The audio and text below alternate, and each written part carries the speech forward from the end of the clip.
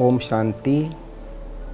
आज हम दादी प्रकाश मणि जी, जो इस संस्था की मुख्य प्रशासिका थीं सन 69 से लेकर 2007 तक, और जिनके साथ मुझ आत्मा को 12 वर्ष तक अंग संग रहने का या उनकी डायरेक्ट सेवा में रहने का सौभाग्य मिला। मैं अपने आप को बहुत सौभाग्यशाली आत्मा समझता हूँ, जो ऐसी महान आत्मा के साथ मुझे रहने का या सेवा करने का भाग्य मिला।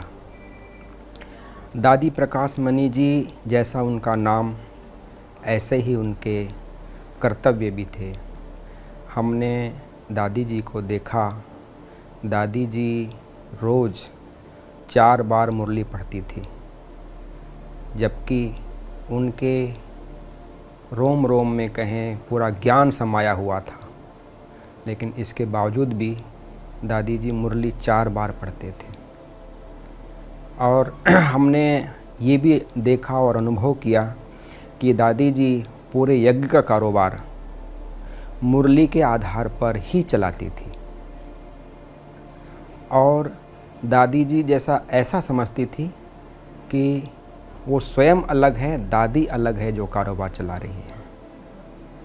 और हमने ये प्रैक्टिकल में देखा कि दादी जी हमेशा बाप दादा को अपने साथ अनुभव करती थी।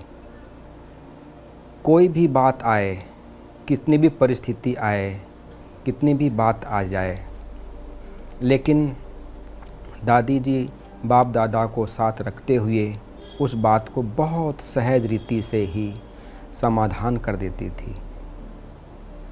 दादी जी को हमने देखा, दादी जी स्वयं तो ज्ञान से संपन्न थी, लेकिन जब भी किसी का फ़ोन आता था तो पहले दादी जी बाबा ने आज क्या कहा है 2 बातें ज़रूर सुनाती थी, फिर कारोबार की बातें करती थी। दादी जी का ज्ञान योग बहुत ही एक्यूरेट था। दादी जी को हमने देखा 2-2:30 बजे सवेरे उठ जाती थी, और पूरे यज्ञ को कैसे चलाना है, उस सकाश की सेवा, उस समय बाप दादा उनको टचिंग भी करते थे, और जो भी निमित्त आत्माएं हैं उनको भी इमर्ज करके दादी जी सकाश देती थी। और दादी जी को हमने देखा पूरे इतने बड़े भारत क्या देश विदेश का सारा संचालन करती थी। तो दादी जी को कहीं भी कुछ बात हो जाती थी तो वो उनको आभास हो जाता था, पता चल जाता था। जैसे शास्त्रों में भगत को कुछ बात हो जाता था या कुछ दुख हो जाता था, तो जैसे भगवान को पता चलता था कि भाई मेरे इस भगत को ये हो गया। ऐसे ही मैंने अनुभव किया। कहीं पर भी कोई सेंटर में या किसी भाई बहनों को कोई तकलीफ़ होती, दादी जी को थोड़ा आभास होता था, और थोड़े समय के बाद वो बात सामने भी आ जाती थी। दादी जी को हमने ये प्रैक्टिकल में देखा कि कैसे यज्ञ का कारोबार एकदम सुचारू रूप से नियम प्रमाण और व्यवस्थित चलाने के निमित्त दादी जी थी। 69 से जब संस्था एकदम छोटा सा एक पौधा था, नन्हा पौधा था, लेकिन उसके बाद दादी जी के पास पूरी संस्था की बागडोर आने के बाद संस्था को कैसे बढ़ाना है, बाप दादा अव्यक्त रूप से साथ में थे ही, लेकिन हमने अनुभव किया कि दादी जी की प्लानिंग बुद्धि कि कैसे एक एक हर प्रकार की सेवा कैसे करनी है, चाहे वाचा की हो चाहे कर्मणा की हो, सब बातें दादी जी एकदम, दादी जी को बाप दादा भगवान स्वयं प्रेरणा देते थे, और वो प्रेरणा लेकर दादी जी हम सभी को, जो भी ब्रह्मवत्स हैं, सभी को बहुत उमंग उत्साह से भरपूर कर देते थे। इतना कि हम चाहे हमारे में कैपेसिटी नहीं है तो भी दादी जी इतना उमंग भर देते थे कि हम कितना भी बड़ा कार्य हो, ऐसा लगता था कि ये तो कोई बड़ी बात नहीं है, दादी जी बाप दादा हमारे साथ हैं तो हुआ ही पड़ा है, ये अनुभव करा देती थी दादी जी। और हमने ये भी देखा कि बड़े बड़े कार्यक्रम जो लाखों लाखों के होते थे, दादी जी स्वयं प्रेरणा देती रहती थी। लोग ये कहते थे कि रोज़ दादी जी मुरली में ये कहती है, मुरली के समय में, कि यहाँ पर 1 लाख का प्रोग्राम करना है, वहाँ पर 1 लाख का प्रोग्राम करना है, गांव-गांव की सेवा करनी है। दादी जी एक भूमिका बनाती थी, वो प्रैक्टिकल वो हो जाता था। और जो भी त्यौहार आते थे उन त्योहारों को बहुत ही उमंग से, उत्साह से, इतना हम सभी में बल और उत्साह भर देती थी कि वो त्यौहार को जैसे हमारा अपना त्यौहार हो, और इतना ही उसकी सजावट के साथ या उतने ही उमंग उत्साह के साथ दूसरों को प्रेरणा देने के निमित्त बन जाए, या इतना सर्व ब्राह्मणों में खुशी आ जाए, उस प्रकार से मनाया जाता था कोई भी त्यौहार हो।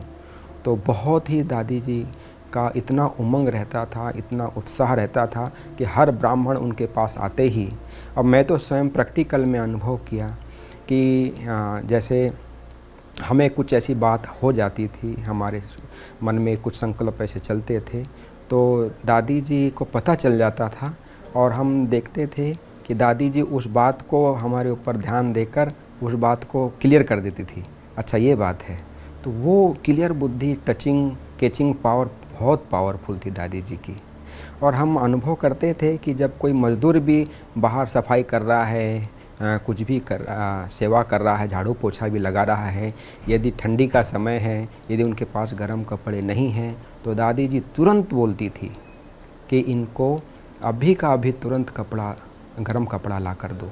तो किसी को भी कभी किसी प्रकार का तकलीफ़ बाबा के घर में ना हो, जितनी भी आत्माएं आएँ सभी को हर प्रकार की सुविधा मिले, हर प्रकार का अच्छा उनको व्यवस्था मिले, ये दादी जी का रहता था कि दादी जी भगवान के घर में, अपने घर में आए हैं तो उनको हर प्रकार से सुख मिले, प्रेम मिले, स्नेह मिले, सब प्रकार से संपन्न होकर जाएं, कोई प्रकार की कोई कमी ना रहे, ये दादी जी की भावना रहती थी। और दादी जी हम सभी ब्राह्मणों को इतना उमंग से भर देती थी कि हम हर एक आत्मा को, हम ऐसा लगता था कि हर एक आत्मा बाबा के घर से भरपूर होके जाए, किसी प्रकार का कोई दुख तकलीफ़ ना हो। और दादी जी सत्यता की मूर्ति थी। दादी जी भरी सभा में कहती थी कि कोई है जो कभी जीवन भर में कभी किसी प्रकार का कोई झूठ ना बोला हो, तो दादी जी स्वयं अपना हाथ उठाती थी और कहती थी कि दादी जी ने कभी भी जीवन में कभी झूठ नहीं बोला।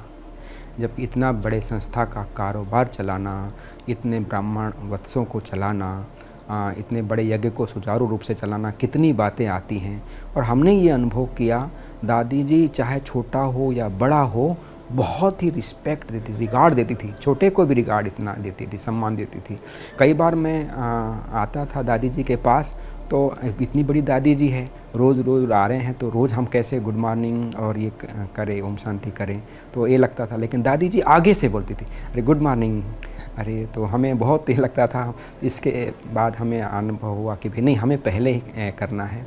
तो दादी जी बातों ही बातों में बहुत कुछ सिखा देती थी। और दादी जी को हमने ये देखा कि जितनी भी हमारी दादियाँ थी, जबकि उम्र में उनके साथ बड़ी थी, लेकिन हमने ये चंद्रमणि दादी जी को देखा, जबकि वो उम्र में भी बड़ी थी, ज्ञान में भी बड़ी थी दादी जी से। लेकिन जब हमने अनुभव किया, हम जब ज्ञान सरोवर में थे और दादी चंद्रमणि दीदी जी वहाँ पर रहती थी, तो हमने ये देखा कि चंद्रमणि दादी जी ये कहती थी हमें कि दादी जी ने कहा मतलब बाबा ने कहा। इतना दादी जी के प्रति हर एक दादियों का रिस्पेक्ट, रिगार्ड रहता था। दादी जी ने जो हमें सिखाया है, समझाया है। और दादी जी हर प्रकार से हर वर्ग वालों को, चाहे कोई भी वर्ग वाला हो या कोई भी, चाहे बच्चा हो, यंग हो या बूढ़ा हो, हर प्रकार के वर्ग वालों से दादी जी ऐसे मिलती थी जैसे वो अपनी हो, वो उनकी जैसे ही हो। चाहे बच्चों से भी मिलती थी, तो ये हमने देखा कि बच्चे समझते थे कि ये हमारे साथ ही है, बच्चों जैसे माना पूरा जैसे बच्चों को कैसे पालना देनी चाहिए और कैसे बच्चों जैसे पूरा उनके साथ व्यवहार करना चाहिए, वो दादी जी को हमने प्रैक्टिकल में देखा। और दादी जी का दूसरा नाम कुमार का दादी जी थी, तो कुमारों के साथ तो बहुत विशेष स्नेह होता था। और कुमारों के तो अनेक प्रकार की क्लासेस दादी जी के अभी भी हम सुनते हैं तो वो बहुत उमंग से भर जाते हैं। तो दादी जी से हम यही प्रेरणा लेते हैं, या आज की पीढ़ी को यही प्रेरणा लेनी चाहिए कि दादी जी हमारी जैसे पूरे यज्ञ को व्यवस्थित चलाने के निमित्त बनी, अपने आचरण से दूसरों को, भले कम बोलती थी दादी जी, लेकिन दूसरों को अपने ही व्यवहार से बहुत बड़ी शिक्षा देकर गई हैं। और हमें ये सदा ध्यान रखना है कि हमें ऐसे महान आत्माओं से प्रेरणा लेकर अपने जीवन को भी ऐसा ही ऊंचा बनाने का या पूरे विश्व कल्याण करने का प्रेरणा लेने, क्योंकि ये कार्य जो है विश्व नवनिर्माण का कार्य चल रहा है, ये साधारण कार्य नहीं है। जिनमें जितने भी महान आत्माएं अभी होकर गई हैं, लेकिन सूक्ष्म रूप में हमारी अभी भी पालना कर रही हैं, तो हम उनको प्रैक्टिकल में भी अनुभव करते हैं और ऐसा लगता है कि भाई अभी भी हमारे साथ हैं। तो वो अनुभव हम अभी दादी जी को करते हैं। और ऐसी दादी जी को हमारा फिर से बहुत सत नमन। मुझ आत्मा का विशेष बहुत स्नेह दादी जी के साथ रहा, बहुत ही ज़्यादा। जो दादी जी हमारे में राखी बांधते थे तो हम जैसे माँ के रूप में जैसे गले मिलते थे, तो वो दृश्य, वो फ़ोटो भी हमारे जब देखते हैं तो बहुत दिल गदगद हो जाता है, भर जाता है।